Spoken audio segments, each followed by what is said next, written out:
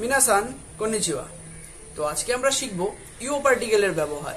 ইও পার্টিকেলটাকে আমরা কিভাবে এবং কোন কোন জায়গায় ব্যবহার করতে পারি তার একটি সহজভাবে আমি বিবরণ দেব।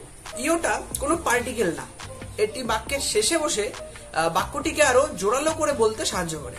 যে ইনফরমেশনটা আমি কাউকে দিচ্ছি সেই ইনফরমেশনটা যে সত্যি সেটাকে আরো জোরালো করে বোঝাতে ইও পার্টিকেলটাকে ব্যবহার করা হয়। আমি যদি তোমাদের এক্সাম্পল দিয়ে বোঝাই তাহলে তোমরা আরো খুব ভালো করে বুঝতে পারবে। একজন কাউকে জিজ্ঞেস করছে, কোনো দেনশা ওয়া কৌশিয়েনে ইকিমাসকা, এই ট্রেনটা কৌশিয়েনে যাবে নাকি? তো যাকে জিজ্ঞেস করছে সে বলছে ইয়ে ইকিমাসেন চুগিনো দেনশা দেশীয়, মানে এই ট্রেনটা যাবে না, পরবর্তী ট্রেনটা যাবে।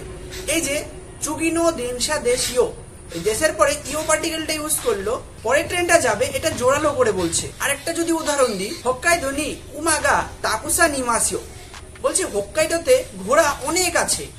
এই যে ইমাসিও মানে অনেক আছে, যে ইনফরমেশনটা এটা সত্যি, তো সেটাকে জোরালো করে বলার জন্য তাকুসান ইমাসিওটা ইউজ হলো। এটুকুই ছিল ইও পার্টিকেলের ব্যবহার, খুবই ছোট ব্যবহার, তোমরা বইয়ের মধ্যে অনেক পাবে।